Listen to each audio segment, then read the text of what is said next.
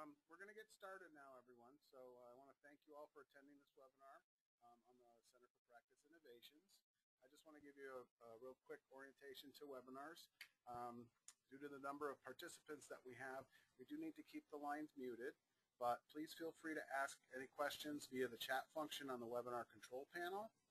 A copy of the presentation was sent out to everyone this morning. We will send it out again for people who may have registered late or did not receive it. This webinar is being recorded and it will be archived. We'll also post this with our other recorded webinars on YouTube, and you will get a link automatically in a follow-up email. Please feel free to share that link with any other people in your agency or any other people that you know that might be interested. Excuse me. When the webinar ends, you will receive a short survey. Please take the time to fill that out, and if you need a certificate verifying your participation for credentialing purposes or for your employer, please indicate that in the survey. Today's presenters are Paul Margulies, Nancy Covell, and Pascal G. Noel. I've worked with them periodically throughout my career here, from time to time on such things as wellness, self-management, fit, and act, which they'll probably be speaking about today. You know, they are always very cheerful. I find them totally committed to improving the outcomes for people in our state by educating the providers on the most up-to-date evidence-based practices. So I'm very grateful that they were able to join us today and do this presentation. And with that, I will turn over first to Paul. Thank you, Tony. First, I want to say that Nancy and Pascal and I are just so delighted to have the opportunity to be here this afternoon and to have received the invitation. We want to tell you a lot about our center. We've got a lot of stuff to talk about. We have a lot of stuff to show you, and we're going to jump right into it. So here's our agenda for today.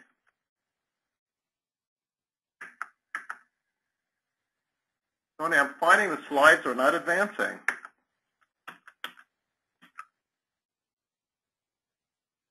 They should advance right off your keyboard. Yeah. Try pressing the arrow down at the bottom, just a little to your right there. Yeah, and I'm finding that it's not. No? Let's see what we could do here. Yeah, try that arrow. There it goes. There we go. Okay. Yeah, there we go. Okay, so here's what we're going to do. We're going to talk about the mission of our center. Then we're going to talk about 4 evidence-based practices and give you a little bit of detail for folks who may not be familiar with each of the practices. We're going to talk about the strategies that our center is using to bring these practices all across New York State, everywhere from Buffalo to Long Island to everywhere in between. Then we're going to talk really specifically about how within each of our initiatives we're doing this work and connecting with consumers and connecting with practitioners and connecting with agency leaders. And throughout and at the end, we'll leave some time for discussion. I also should mention that we're planning to show you an excerpt from one of our new modules and leaving enough time towards the end of this presentation to do that. So, without further ado, let's talk about our mission. And essentially, our center is funded by the New York State Office of Mental Health, and we're a key resource to OMH to spread these practices across the state. And this is part of a much larger OMH systems transformation initiative where we're looking to bring practices and competencies and direction to programs to continue to move the recovery agenda and to continue to bring these best practices out to the community. There are 4 practices that we're going to talk about in some detail. Assertive Community Treatment, Integrated Treatment for Dual Disorders, we call that our FIT initiative. Supported employment, and the particular model that we bring is the individual placement and support model. And finally, wellness self-management. And I'm going to pass things along to Pascal right now, who's going to talk about assertive community treatment. Hi. Assertive Community Treatment is a mobile, multi-interdisciplinary team approach that provides treatment to clients, consumers in their community. Most of the treatment is rehabilitative and very supportive. Clients or consumers that are part of the team have to have that semi-diagnosis. And again, our goal within ACT is to really help this consumers uncover, abandoned hopes and dreams. making that relationship very person-centered, very community-based, and really bringing that person back to a point where their mental illness is no longer a central part of their lives and their being. And ultimately, again, is to really help them reclaim, the meaningful life roles that they've once in their lives have established, is to bring that back to them. So again, we're out there, very multi-interdisciplinary, faceted, providing an array of clinical treatment to these consumers in their communities, ultimately helping to regain them or reintegrate them back into that.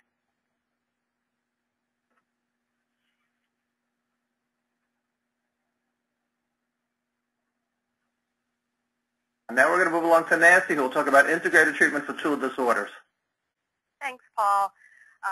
So integrated treatment for dual disorders is an evidence-based practice in treating people with co-occurring mental health and substance use disorders. And there's a number of components, they're listed here on this slide, that are very important parts of providing this kind of treatment. First is assertive outreach and engagement of clients. Next, it's really important to have a procedure in place for screening people for the possibility of a co-occurring disorder, and then following that up with a more in-depth assessment to understand how that's impacting the person's life. Motivational interventions, also known as motivational interviewing, is a very key skill set to have when dealing with people with co-occurring disorders, especially those in the earlier stages of treatment, which we'll talk about in a moment. This approach also includes education about mental health and substance use, and even more importantly, how those things interact with one another. So this is helping the client, family members know how this plays out in their life.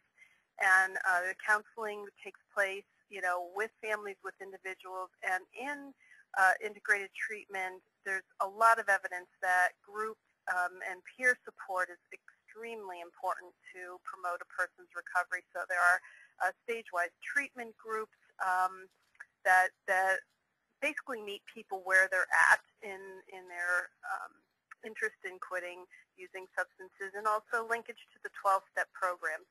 The bullet about the staged interventions is really key here. This just has to do with meeting a person where they're at. If they're not ready to talk about reducing their substance use yet, you don't want to start talking to them about relapse prevention strategies or ways to actively reduce their substance use. Rather, you start talking to them about things like what their goals are in life, and just getting a sense from them how their substance use may potentially get in the way of achieving those goals.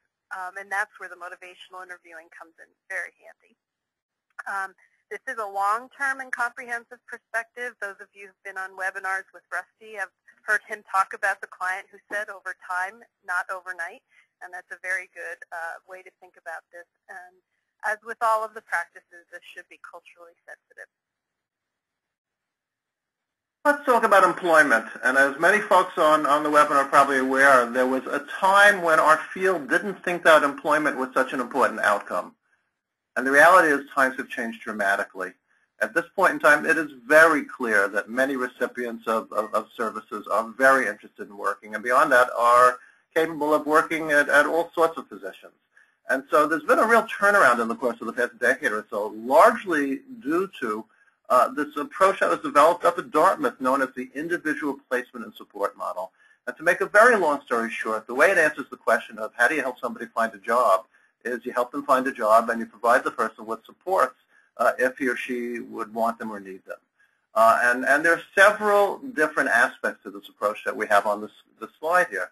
The first is it's about competitive employment, that within the program, within the agency, within the services provided, the goal is about helping somebody who wants to find competitive employment find competitive employment.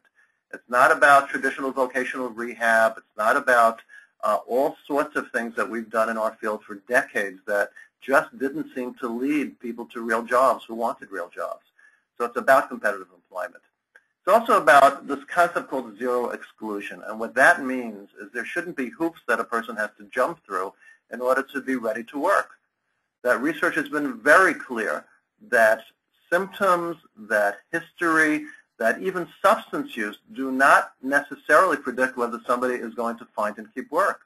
And so programs are taught to put those issues aside, and really the entire decision around somebody is going to move ahead with finding work is whether that individual is interested in finding work. And that's not a zero exclusion. Consumer preferences are important, and what that means is that the program or the agency doesn't decide where a person should be considered for employment. It's the individual who talks about his or her dreams and his or her hopes and his or her interests, and that's what drives the process. Supported employment is integrated with treatment, and you know, we're finding in so many areas of our work that when one service is provided by one team or agency and a different service is provided by a different team or agency, that all sorts of problems emerge. That communication becomes difficult, that different agendas are in play, that different priorities are in play, and that oftentimes consumers really get caught up in all of that. The research is very clear that if you're doing supported employment, it should be offered by the same program, by the same team that's providing other aspects of services. And within, say, our PROS programs, which is where we're providing so much of our training and support, that's indeed the case. Benefits counseling is critical. So many individuals are reluctant to pursue work because of things they think they know about benefits and how working would have an impact upon coverage and finances and that sort of thing. Once people learn about the realities around benefits, people become much less hesitant. People become much more interested in pursuing work because it's a gradual process where the risks are really minimized, and the person really gets to drive, the individual gets to drive the process and is fully informed about what the risks are and how to deal with them. Another aspect of this is that the employment staff spend a lot of time developing relationships with employers, and that these relationships and these jobs are based upon, as I mentioned before, the preferences of consumers. Traditionally, there have been programs that have had job boards of jobs with the employers in town who are friendly to individuals with various disabilities. And so what individuals find is they are slotted in to jobs that may or may not be interesting to them. This approach is very different. In this approach, we start with the individual's interests, and everything flows from that. And potential employment is found based upon those interests. Another principle is called rapid job search, and what that means is if an individual is interested in working, we start that search pretty quickly. We do not wait for some predetermined period of time before staff are willing and supportive of the individual finding work. That happens very quickly, and there's an easy and very important reason for that. And that is that the research shows it works that way. It works very well. That while a person is very interested, a person is very motivated, that's the best time to be moving ahead. And finally, there's the issue of follow-along supports. Finding a job isn't the same thing as keeping a job. And oftentimes, people might request or desire some kind of support for the work that they're doing.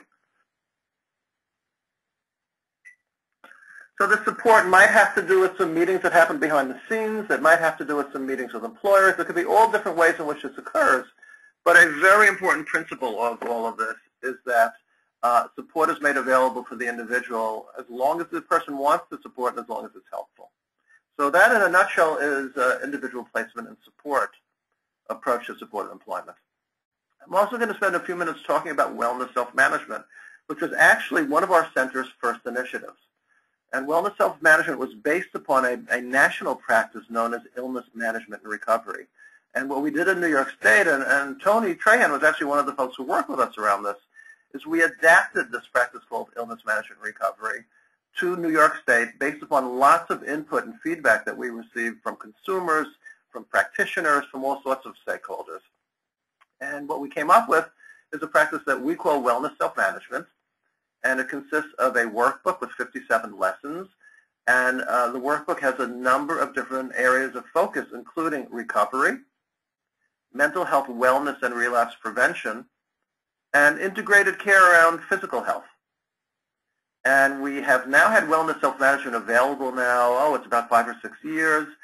We get really very positive feedback from recipients, positive feedback from practitioners. We have some self-report data indicating that people, large numbers of people do accomplish goals that they set out to accomplish. And because of all of that, and because of some requests that were made in the field, several years ago we took another look at wellness self-management and developed a new adaptation that's known as Wellness Self-Management Plus. And the purpose of Wellness Self-Management Plus is really to focus on individuals who are presenting with both mental health issues as well as substance use issues. And so each of the original lessons was rewritten so that they speak to both of these issues simultaneously. And we work with experts from OASIS as well as OMH to really refine and adapt these lessons. We did some pilot work with this. We received extremely positive feedback. Outcomes seem to be very positive. And this workbook is also available now. So those are the 4 primary practices that our center is involved with: assertive community treatment, individual treatment for dual disorders, individual placement support, approaches support employment, and wellness self-management. I want to spend a little bit of time now talking about our major strategies. And one of the strategies, of course, is training. Because as we are making available new practices, there's no guarantee that practitioners out there already have the skills. As a matter of fact, typically they won't have the skills. And so we spend a fair amount of time doing training. And we do it several different ways. Many of you, and if this was an in-person training, we'd ask for a show of hands here. I know we're not going to do that now, to see how many folks that are with us right now have in any way participated in any of our online training modules. There are lots of folks who are involved now, and Nancy in a few minutes will show you some data related to that. But there are lots of folks taking these modules. And so one major way in which we do training now is through online training. Another way in which we do training is the old-fashioned way. We go to regional meetings. At times we actually go to agencies and programs and do face-to-face stand-up training. Finally, through our online resources, and we have what's known as an online learning management system, which we call the CPI Learning Community.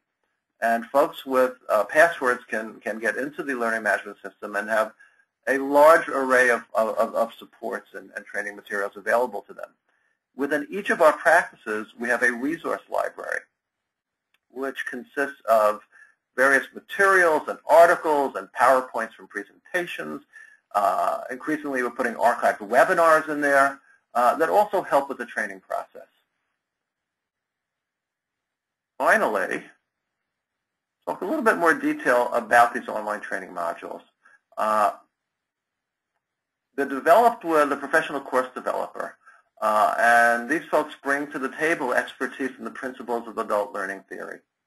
And so these don't only look pretty, which they do, but they're actually designed in a way that takes into account how adults learn. We've actually received a number of awards for these modules, and they all have similar features. One feature is it's very interactive. It isn't a flat experience where the individual passively just sits there and listens to things. It's much more interactive. There are lots of activities where the learner is clicking on items and moving back and forth on various screens. And there are knowledge checks along the way. And these knowledge checks allow the person to make sure that they get it. There are also lots of video clips. Some of these are of consumers speaking about whatever the topic is. Some of them are of practitioners or administrators. But they're really about showing real people. These aren't actors, real people in the real world who have benefited from or who are using these practices, speaking from their own experiences. We also have some video clips that really are skill demonstrations that show practitioners how to do it. And we have panel discussions where we take a topic and drill down in some detail and talk about that topic in some detail. The modules have links to resources, whether they're websites or PDFs or other kinds of documents. Every page has a text version. Some people, and I'm one of these people, learn better by reading than listening. And so for every page, there's the ability to read it in addition to or instead of listening. And then at the end of every module, there's an exam. And the exam allows the individual to demonstrate some knowledge learned. And as a result of passing that exam, certificates can be issued that the person can use to demonstrate that they have that knowledge base. So there's a lot going on with these online modules. I'm going to move ahead now and turn things over to Nancy. So folks on the line are probably also familiar with, you go to a training and it's wonderful and you get excited about it and you come back to your setting and you put it on the shelf and you really would like to do something with it, but the day-to-day crises and paperwork kind of spill back into the void and it sits there on the shelf. So we also realize that training alone is not sufficient. It's definitely necessary. People need to have the knowledge to apply, but we also offer programs, free implementation support to help them apply what they're learning in the online training and the face-to-face training and the resource library to their real-world settings. We do this a number of ways, and some of you may have already joined us for some of these. One is interactive webinars, particularly for FIT, but increasingly for all of the initiatives, where we'll drill down into a particular skill, whether it be for a practitioner or a supervisor, and there's all kinds of different interactive activities to help people who are joining the webinars apply what they're learning, and then some take-homes that they can use with their teams to practice. We also have a variety of learning collaboratives, and this is a small group of teams that will get together with a particular focus. So for example, we are working with PROS programs to help them document a stage of treatment and to match the treatment to a particular stage. And so we'll get together monthly for a year. Online for the FIT, we've done other learning collaboratives in person. And in between the different meetings, the teams agree to do some work towards, improving their goals. So, for example, they may want to increase the number of people for whom the stage of treatment is documented in the chart, or they want to increase the proportion of treatments that are relevant for the stage that the person's in. In addition to these webinars and collaboratives, we also offer consultation and technical assistance, sometimes in person as for the IPS initiative, sometimes phone consultations like for FIT, and this can be at the program's request and ranges from helping troubleshoot a particular problem implementing a particular piece of a model, or reviewing an entire implementation plan for the program to try to get the evidence-based practice implemented in that setting. We also offer regular interactive teleconferences where programs can get together and talk to one another. And I should have mentioned in the learning collaboratives, this is one of the real strengths of learning collaboratives as well. In addition to having some access to experts who can help troubleshoot some challenges you may be having, you also have the expertise of the other programs and the clinicians and the staff people who are out in the field doing this work. And honestly, some of the best answers come from the other programs who've actually found ways to get around some of the issues. So questions come up, for example, about how do you increase attendance at groups, and how do you fit this particular strategy into a day when it's already so filled up, and who do you get to do this? And it's been a very helpful exchange between programs. Guidebooks and workbooks are also available for several of the initiatives. Wellness self-management is one, and some of you may be familiar with that. And IPS is going to be also offering a guidebook soon. And so these are generally workbooks and guidebooks that you can use with consumers who are trying to work through their goals or towards recovery, towards employment. And it's just helpful exercises that you can talk with the consumer about as they're going along their path. So we're also interested in whether what we're doing is making a difference. So we're offering these trainings, we're offering these supports. So are we really changing practice? Are we helping consumers get better? So in order to get at this, we take a look at a number of things. first is uptake and participation. So we're offering trainings, we're offering implementation supports, but are people taking advantage of these? They're largely voluntary. So are there programs who are taking the training, joining our webinars, joining learning collaboratives? And if they do those things, are they applying what they're learning to their setting and modeling, applying the model with what they call fidelity, which is essentially just saying, are they doing things the way that they're supposed to be doing them? So if, for example, on an ACT team, you should be seeing 80% of the people in the community. Is that really happening? Finally, if people are taking the training and they're actually changing their practice and doing what they're supposed to be doing based on the model, are the clients getting better? And we're just starting to work with OMH to get a sense of whether what we're doing is changing practice and helping clients. And this is just an example of an uptake graph. Some of you may have seen versions of this before. This shows the cumulative number of FIT modules completed across people, across programs. So if somebody completed 35, for example, they would be adding 35 to this graph. But as you can see, since we started in November, we've actually, as of the end of September, have over 46,000 total completions. So the answer to the first question around whether people are taking advantage of the training seems to be yes, so there's always room for improvement, and we welcome this to continue climbing. And last, I want to talk about our targets. So who is it that we are actually hoping will get something out of these training and supports? First, practitioners. We hope that we can give them training and support to develop skills such as motivational interviewing, cognitive behavioral therapy, running groups. Also supervisors, because practitioners learning new skills really need some mentoring and coaching to help develop and refine that skill. So they need some supervisors who have the skills to do some field mentoring with them and provide feedback, or to review data with practitioners, to set some targets and provide some feedback. Also, agency leadership is critical here.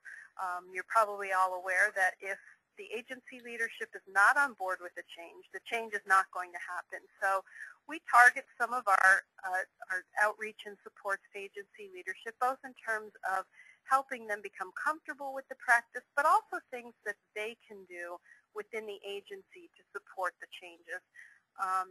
And finally, and very excited about, we are moving into creating a portal for consumers and families.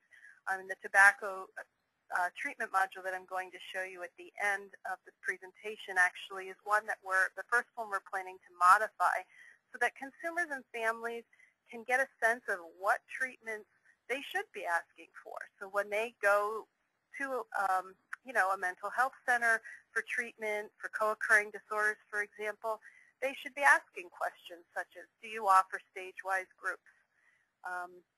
And so our goal in the next year or two is to really develop a nice, solid family and consumer portal that will help educate the public about the kinds of services they should be expecting when they go for treatment. Okay, and now I'm going to throw things back to Pascal. Okay, so what you see here is a chart, really, that shows our center and all the evidence-based practices that we offer, and going up and down in each area with ACT, FIT, IPS, and wellness, self-management, and the other category are for other things that we will be working on, the other practices as they come. In each area, we have this type of we have the same services that we're offering, that we're working with. We offer training in e-modules, that's web-based training. We offer face-to-face trainings, implementation support. It's very similar to what Nancy and Paul have mentioned earlier.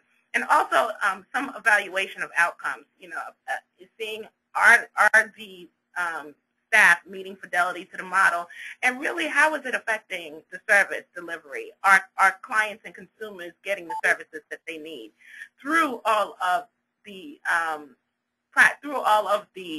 the support that we're providing, and really seeing from our perspective, you know, what are we given? Is it effective? Is it something that's useful? Are the tools that we're providing useful for all of the initiatives? The next slide actually looks at looks at all of the initiatives across the board. We're looking really to have that synergy, that flow in between each of the initiatives within our center, learning from each other, you know, what worked, what didn't work, and bringing, of course, the things that have worked on into each of the initiatives, actually integrating with each other to really bring best practices and resources to all of the teams out there when it comes to evidence-based practices. So we're really trying to develop, you know, a force that can really provide great resources to the providers out there through the services that our center has to offer. So we're kind of very happy to have all of this, and really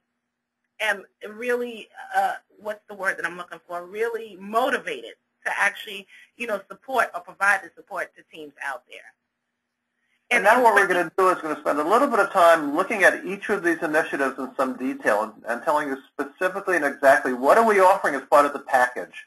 And so the first one of these is ACT, and I'll turn it back to Pascal to talk about that. So just to explain exactly what we're offering with ACT in the e-training modules, we have several modules that ACT teams are required to complete as part of a core training series. Titles are Introduction to ACT, Engagement of ACT recipients, ACT consumers. Treatment planning is under development, and that's something that will soon roll out to our ACT teams, and basically giving them tools on how to develop that person-centered treatment planning and the importance of actually having a treatment plan that is person-centered and recovery-oriented.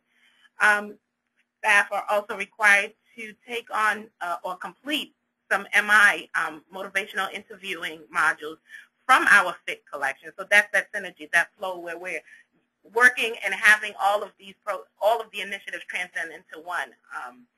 And CBT for coping skills and problem solving, again, from the FIT module. For our training, we have face-to-face training on ACT core principles and person-centered treatment planning, where we go out to the teams, we go out to the regions, and actually all ACT teams, all new members of teams are required to attend and complete these trainings. In our implementation supports, we have learning collaboratives that's focused on IDDT, integrated treatment, technical assistance and consultations on site to the teams on an as-needed basis, on a recommended basis. Again, we're always available to provide that technical assistance. Occasional special topic interactive webinars that we provide to all of our specialists, provide to many, in many facets and many arenas, that is very resourceful, or can be, or will be, for the ACT team providers. And we also have integrative webinars for psychiatrists that we have co-facilitated and co-joined with the New York City Department of Mental Health. So again, joining with the counties to provide all information or resources. And in evaluation and outcomes, we work alongside with the licensing staff for the state, making sure that we're also helping teams to really meet fidelity to the model, to work on citations that have been received, the uptake of and participation through our learning community, you know, providing training transcripts, monitoring training, helping to see the outcome seen. You know, has practice been changed in any way? And also using information from CARES to really drive our trainings and other implementation or support that teams can find useful. So I'll turn it back over to, actually Nancy, right, Seth? Yes. Or is it Paul? It's Nancy. Nancy, okay. Yes. And so similar to ACT, you'll see we have online training modules. We have a total of 39 now that cover all of these different areas: screening and assessment, stage-wise treatment, motivational interviewing, cognitive behavioral therapy, recovery and community supports, tobacco dependence treatment, adolescents with co-occurring disorders. And we also have modules that target supervisors and leaderships to help them develop skills and supports for integrated treatment in their programs.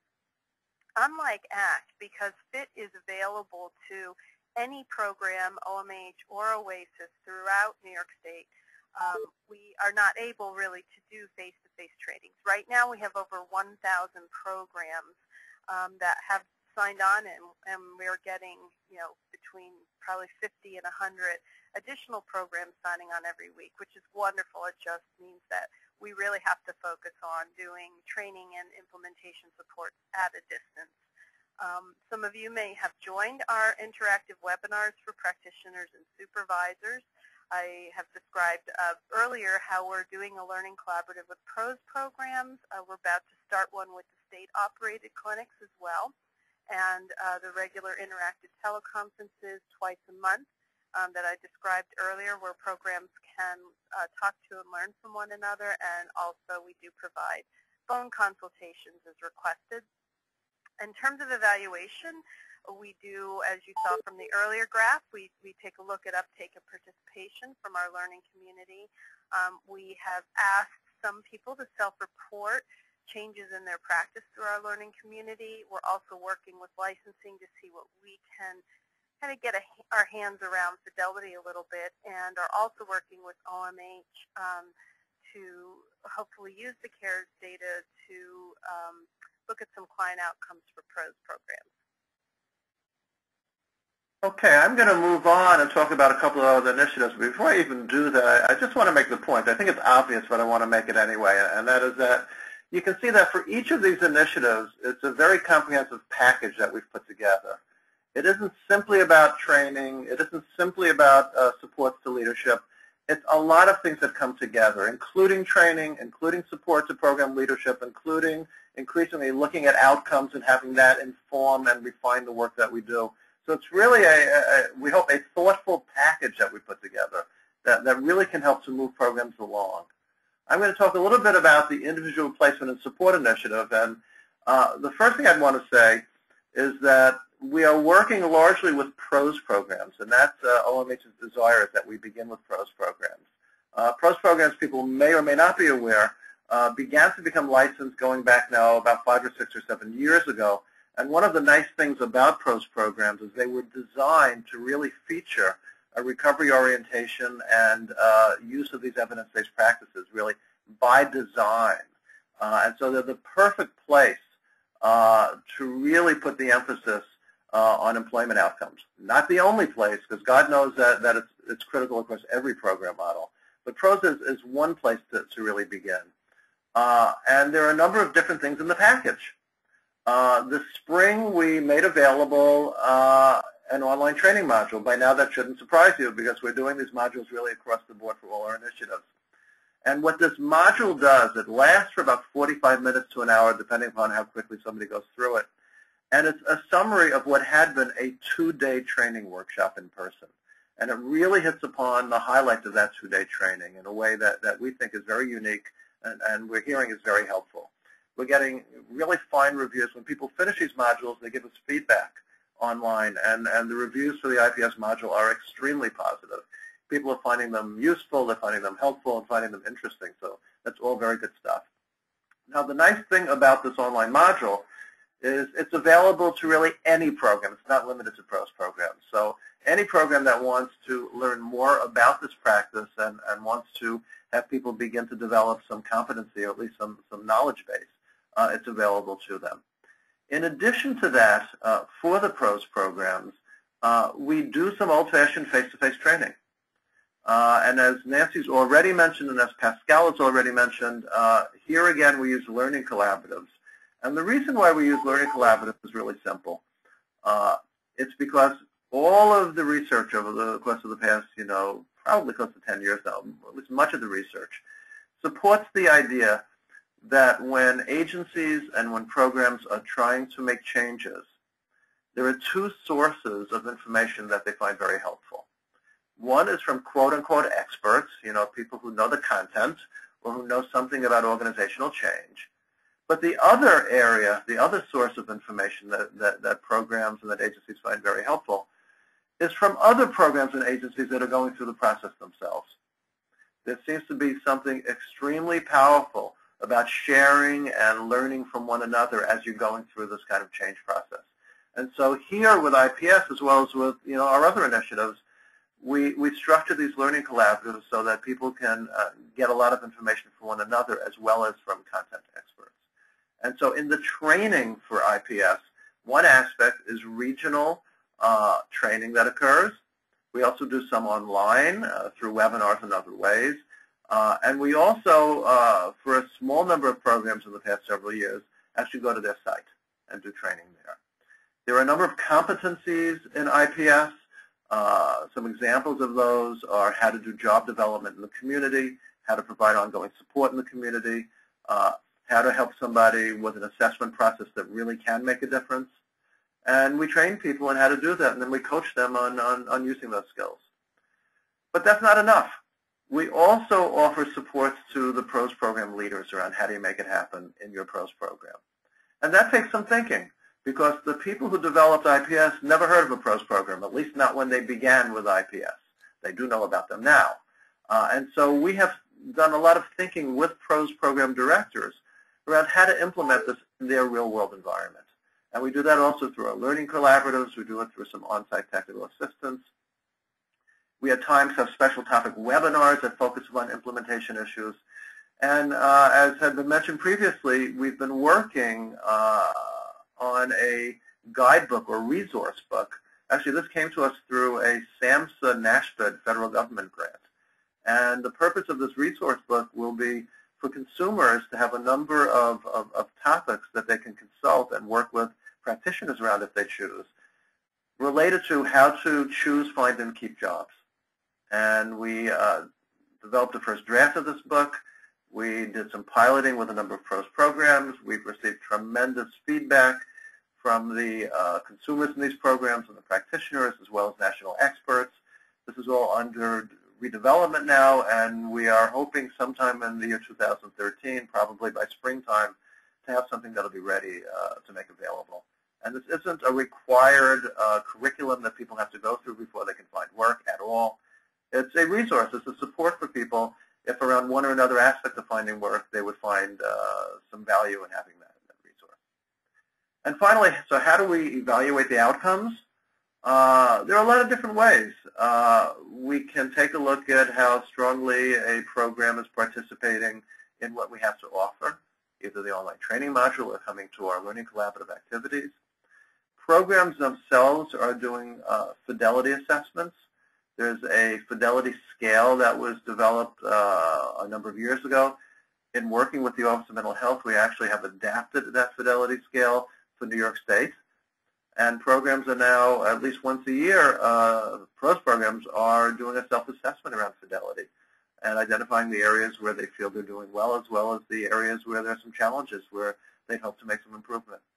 And finally, there is some data, and there will be more data made available to let us know the bottom line, and that is so how many folks are really working.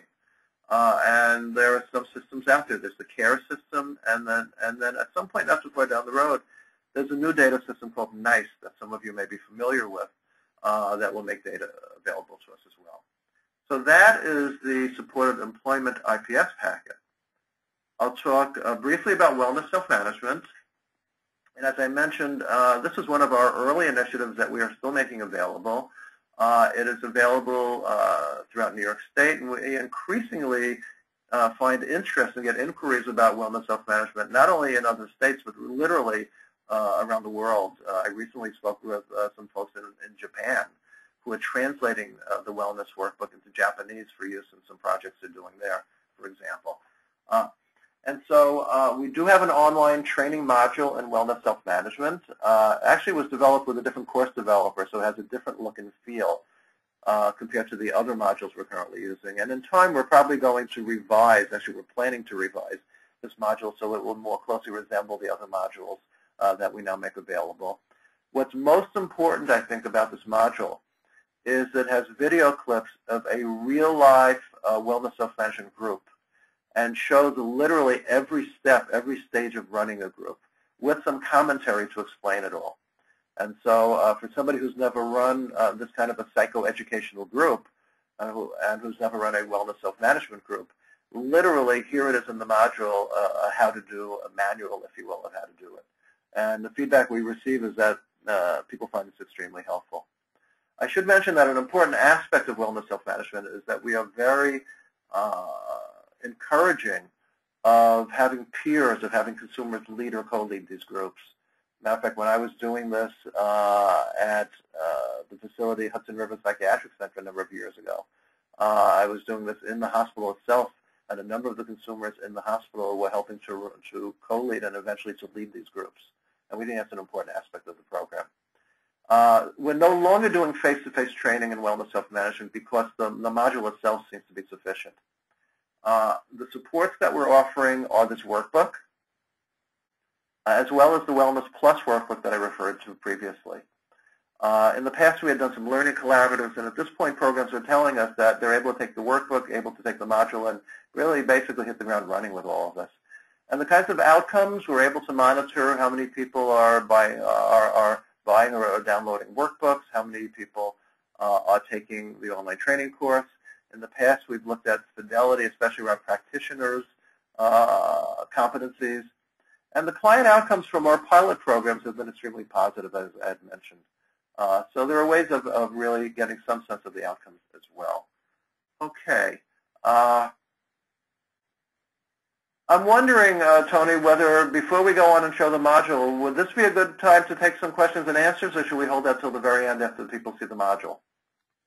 I think we could stop now and do a little questions and answers, and then if we have some more time later, we can do some more later. Okay. I know we presented a tremendous amount of material pretty quickly. So if folks have anything they want to know more about or anything that's unclear, please let us know. We'll try our best to answer. So we already have a few questions queued up, so I can. So while I'm doing that, if people have other questions that they want to ask, let's go ahead and send those in via the chat function. So the first question is, how is wellness self-management different from WRAP, W-A-R-P, which stands for Wellness Recovery Action Planning? It's a great question, and the best way I can answer it is that wellness self-management goes beyond the content that WRAP does. There is one element of wellness self-management that we call a wellness self-management plan that resembles WRAP in many ways, although it's not identical, but it goes well beyond it. There are lessons in wellness self-management that look at recovery and have the person think through their vision of their own recovery. We have elements of wellness self-management that take a look at the issue of symptoms and take a look at the issue of stigma. We have elements that take a look at the importance of physical medical health as well as substance use. And so it goes beyond WRAP, but does have one aspect of it that resembles WRAP. Okay, thanks. The next one I may be actually able to answer. So the question is there a public directory of all ACT teams or ACT programs in New York State? And the answer is yes. And if you go to the OMH website, and right on the center of the screen, it will say find a program, and you can search for all of the ACT teams there under an advanced search. If we have time later, I can show you what that looks like, but it is up on the all of our different program types are listed on the webpage. And we should probably point out, Paul, that ACT is a licensed program type, which makes it a little different than the other modules. That's right. Okay, next one is I can only access one FIT module, the Adolescent Co-occurring Treatment module. The curriculum listed looks much more extensive, but I cannot access. Do you know why? That should not be the case. So I'm going to type up our help desk email into the chat box, and if you're having access difficulties, you can definitely contact them, and they should be able to help you troubleshoot. That's what I thought. Thank you. Next question, very good question here. What about trauma-informed practices? How are those concepts being integrated into these modules and practices? That's such an important question, and it's just such an important question. We are increasingly aware of the issue of trauma, and as we're developing new modules, are certainly keeping that in mind. At this point in time, it's really a question of incorporating that perspective within these initiatives. We don't, as I had mentioned before, we're funded by the Office of Mental Health, and at this point don't have separate funding for trauma-informed care, but certainly we know the need to incorporate that sensitivity and those issues within the other work that we do. That's also a piece that we incorporated at some level in the face-to-face ACT training, but do we have a curriculum that is basically based on trauma-informed care at this time? No. But it is incorporated at certain levels throughout face-to-face training. Thank you. Next question is this available for free? Is this an OMH initiative? These are OMH initiatives, and the modules themselves are available to practitioners within OMH and OHS licensed and certified programs within New York State. Outside of New York State, there typically is a cost. Okay, next question is, can individual consumers who are not staff of a service provider agency access some of these programs or services, such as wellness self-management, and how could one do that?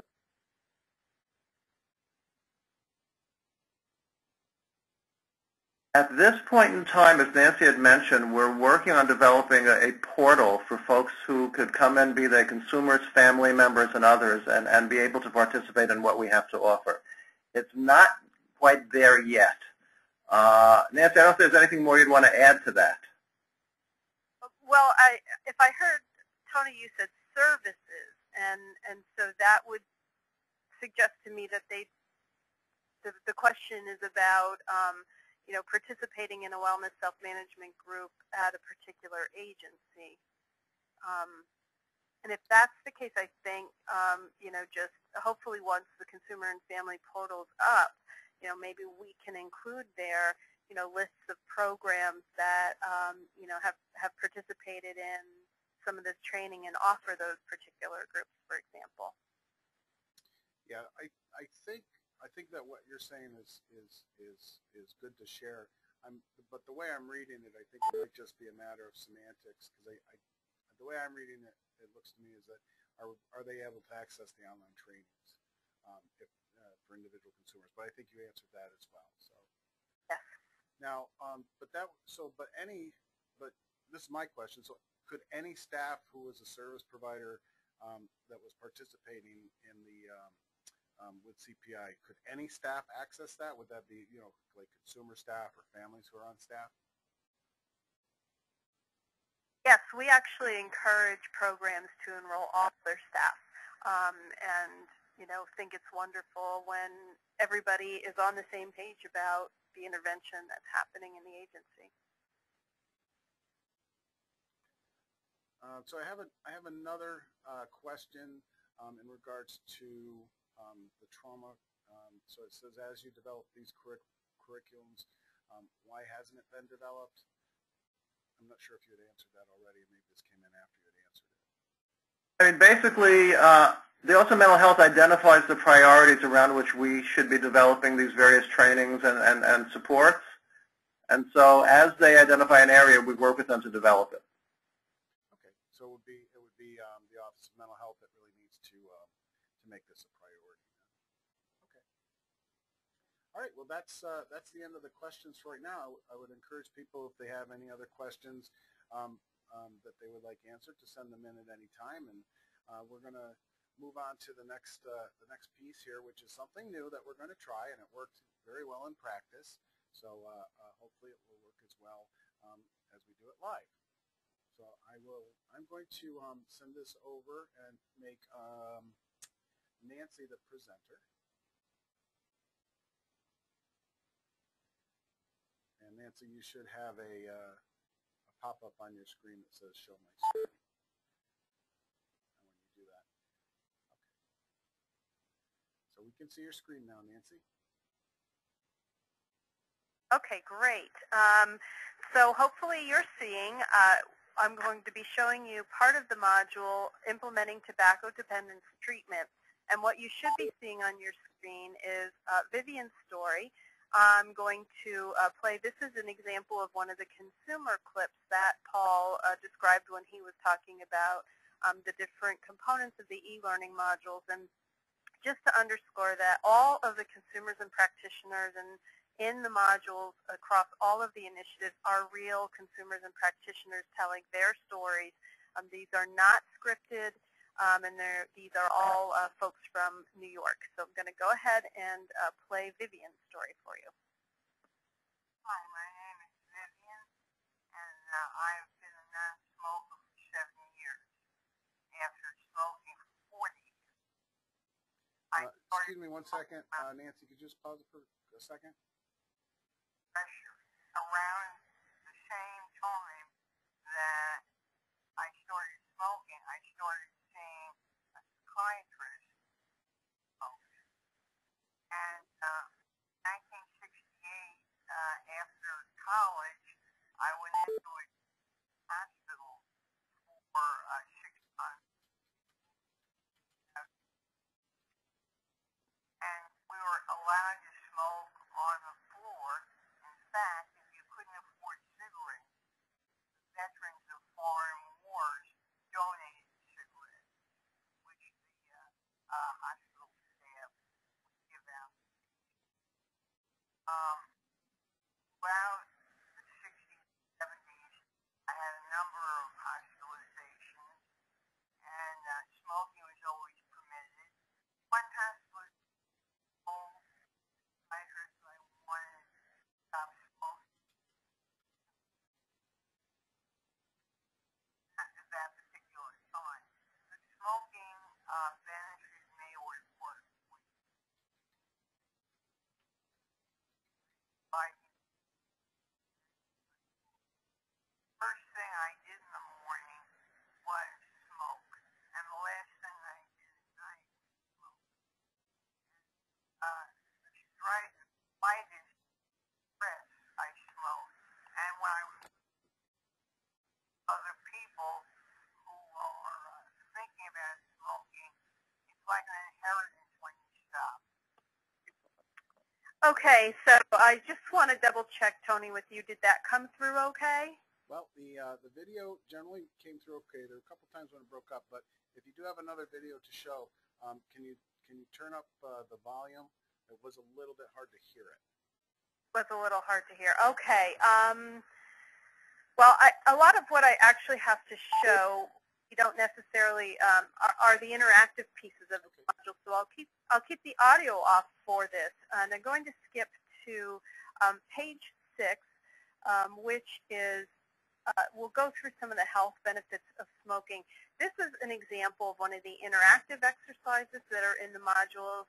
This particular one we would probably include in a consumer family version as well. So whoever is taking this module would be able to click on, okay, the health benefits of smoking.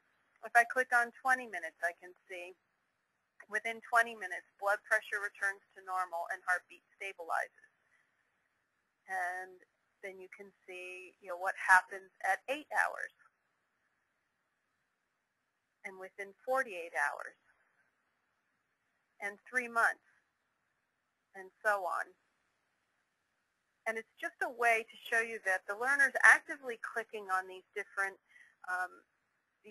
categories so that it's not a real passive learning experience. And in fact, if you wanted to start at 10 years and work backwards or skip around, the module would allow you to do that. If that's the way somebody prefers to learn, to start at the back and go back to the 20 minutes, that is absolutely fine, and also skipping around. And then the idea or the hope is that interactivity helps underscore what some of these health benefits are of quitting smoking. I'm going to show you another example of how people interact with this material to learn the different skills and different strategies. So what I'm going to show you is, so this now is focused on, what are some of the changes that treatment settings can make to promote a tobacco-free culture. And so they could click on each link to learn more, and again, it could be any order. so somebody might decide that, oh, I really want to learn about organizing a kickoff. So this talks about how you organize a kickoff like a wellness fair or luncheon to roll out your tobacco treatment services. Oh, what about removing those smoking areas, for example? But again, it's a very interactive, person-driven way of viewing this material and learning this material. Throughout are also knowledge checks and other opportunities to kind of put what you're learning into practice. Here's an example of an action plan. So after somebody has learned about the different things that you can do to promote a smoke-free tobacco culture in your setting, here you have an opportunity to see what your priority is, and understanding that each program might have a different priority, based on discussion with staff, consumers, family members, and other key stakeholders. So, for example, you could decide, okay, first we have to develop policies. Next, I want to create a change plan, and so on. And you could kind of come up with your own action plan for, implementing a tobacco-free setting. In other cases, things like this are knowledge checks, where somebody can stop and try out what they've learned. So based on what you've learned, what do you think is the best next step? And it's a nice opportunity for people to practice without accounting like the evaluation at the end does, although even there you can retake it as many times as you need to until you pass. Finally, I was going to show you the very brief ending with Vivian, and what I think I will do at the same time is open the text version so that you get a sense of how you can also read along with what is going on a page, and that should also help with the audio issue. Turn the audio back on, and Vivian's last story. 1 minute. Turned it off. Replay. So I had so much support. I had community support groups. I had Fountain House support groups. I had the Wellbutrin. I had the patch. I appreciate very much the fact that they had faith that I could do it, and persevered with me even through many relapses. My smoking cough disappeared within a couple of weeks, and I was able to join a health club, and I go swimming. I go occasionally to the theater now. Now, I don't have cravings anymore, so I don't have to deal with so many symptoms, but I keep busy. And I started peer advocate training in wellness coaching because I want to give back all the help I've been given. Okay, so hopefully that was a nice illustration of how you can use the text. And as you can see here, you can actually move it around, depending on what else is on the page, and it's very flexible that way. And I can show you then an example of one of the, so this is where you would get to the evaluation. You'd get a random selection of 10 questions where you get to apply what you've learned. And then if you get 8 out of 10 of these correct, you get marked completed on the module. So I think that was what I had hoped to show you. And I don't know, Paul, if you had other things you would like to demonstrate here. No, I think at this point we can bring it back to questions and answers and comments if people have any. Okay, sounds good. So, Nancy, I'm just going to leave your screen up there for right now. Let me just check. I'm not sure if there was any that came in. Just a couple comments about the sound. So that was great that you put in the transcript there. So while we're waiting, if there are any other questions, I did want to just point out one thing with the tobacco dependence and around that, and why that is so important. As we know, a few years ago there was a report that came out about how people with mental health issues die 20 to 25 years earlier than their counterparts. And this is due primarily to preventable reasons. So things like smoking and cardiometabolic syndrome and, paying attention to polypharmacy. These are all things that are preventable if we take care and we pay attention. One of the things that I often tell people around smoking cessation and trying to learn some healthier food choices and healthier activity choices is that we also know that people do recover from mental illness, and that people do get better. And then what I have seen many times, unfortunately, is that people recover, but they don't live long enough to really enjoy the fruits of their recovery. And that is the tragedy that underlies all of this. So, I applaud y'all for creating some awareness around tobacco dependence. I know we have some initiatives here with Dr. Greg Miller doing tobacco cessation. We'll probably do a webinar on that at some point in 2013. So I just wanted to highlight that. Thanks, Tony, and this is Nancy. I should have mentioned when I brought this up that this actually was done in partnership with Greg Miller and Terry Armand in the city of New York, and so this was a real collaborative effort around this tobacco dependence training. Thank you. We do have another question. So are these CPI program services, which I'm assuming, are these CPI modules only available to OMH-funded agencies? No, they can be OMH licensed or OASIS certified as well. So I'm assuming you mean OMH, like state-operated facilities. So anybody who has an OMH license or an OASIS certification, if you're a private nonprofit, can apply. If you have any question, you can always email me. There are other cases where, the VA settings in New York, for example, there's been some clinics that don't have an OMH or OASIS license, but because of their location really function, to serve as the mental health and addiction treatment facility in the area. And as long as it's a private, not-for-profit setting, we usually try to find a way to get you in. So that's, let me just clarify if you don't mind. So there is a difference between OMH licensed and OMH funded. So a licensed program would be like an ACT team or a clinic or a hospital or a housing program.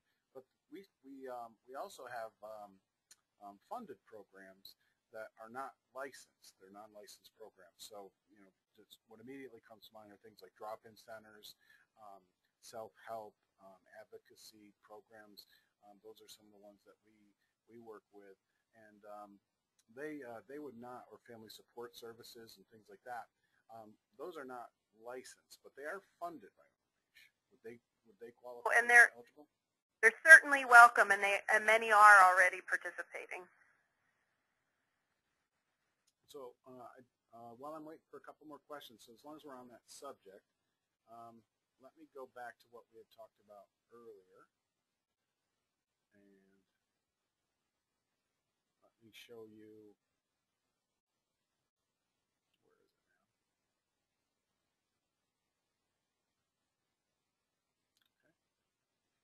Well, I thought I had it queued up, but that's no matter. So this is the OMH website, and as I said, if you press on Find a Program, this has a list of all of our funded programs in the state. You can do, this is a basic search. I usually use the advanced search. And someone had asked if there was a list of ACT teams. So if you go here and click on right here for the program, you can see that there is ACT right there, Assertive Community Treatment. So if I wanted to find all of those in the state, I would press go, and then this is all of them. So you can see that there are 79, and these are updated, in real time. So they're part of our concerts database, and you can take a look. There's all different kinds of programs here. So there's residential, support, and self-help, vocational, etc. And then you can also look at it by region or by county. Just as an aside while we were looking at that. So one other comment that I did want to make as well is you had talked about the IPS and employment and what the knowledge base is now about helping people as soon as they're express an interest in working, and that it is very helpful. So I did want to just point out that there was fairly recently a Mathematica study that was done, and then we also replicated one in New York in the Southern Tier. And what both of them showed was, what both of them showed was that for people who were employed, their usage of services dropped, of mental health services dropped by almost 50%. It was 47%, I think. So that is a pretty good outcome for working. And working provides so many different mentally healthy things for people. It provides some socialization and extra money in the pocket, and just a whole host of things that that are very important. So I can't stress the importance of work enough, and I did want to highlight it with a little bit of research and data to prove that it's more than just an anecdote. And it's so nice, Tony, because here's where the data and our values and what we know and believe to be true all align very nicely. And, for somebody who's been around as long as I have, the field didn't always view it that way. So it's nice to see things are moving in this direction. So I have no more questions. Is there anything else that you wanted to present? Well, one question would be, how would a program or an agency, what would be the first step for them to get involved in the learning community?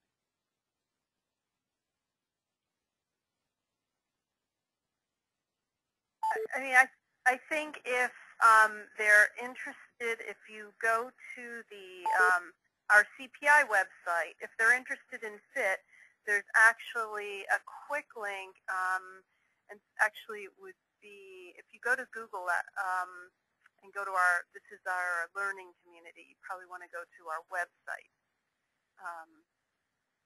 If you go to our website, there's quick links to joining FIT.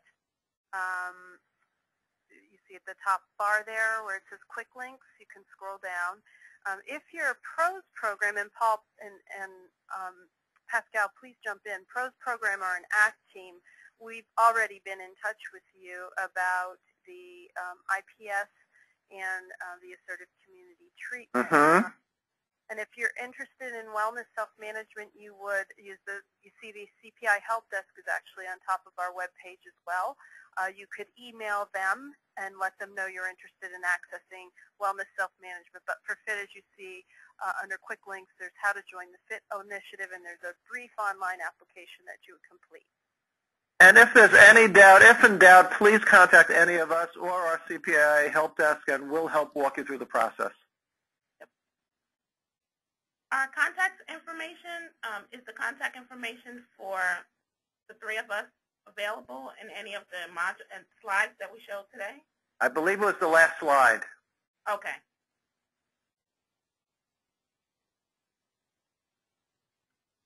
Thanks, Pascal. Good point. Okay, well, any closing thoughts before we bid people adieu? We want to thank you again for the opportunity to talk about what we're doing, and we welcome if folks, after this webinar is over, if folks have questions or comments or reactions, please get in touch with us. We'd love to talk with you. Yeah, and I'm very grateful that you all were willing to join us and to present this information. I do think that there's a lot of programs, a lot of people out there who are not aware of these initiatives and how to access them. So I'm hoping that we've been able to grease the wheels so people will, so we'll get some more people joining us. In fact, this morning, just as an anecdote, this morning, someone, my colleague here, came and asked me about, was asking about some more information about the Tobacco Cessation, and I told him that we were doing a training today on CPI. So that was, apropos. Right. I want to thank people for joining us today. Next month's webinar will be in November 14th. And that will also be from 1 o'clock to 2:30. That will be our annual State of the State of the Office of Consumer Affairs presentation. That will be presented by John Allen, and we do that every year to report back to our constituents and any other interested parties on what we've been up to for the last year and how we've been trying to further the things that you have said are important to you. So with that, I want to thank you again. There's going to be just a couple of question survey. So if you could just when I close this up, so if you could just take the time to fill that out, that would be great. Thank you very much, everyone. And bye now. Paul, Nancy, Thank you. Pascal, thank you very much. Thank you.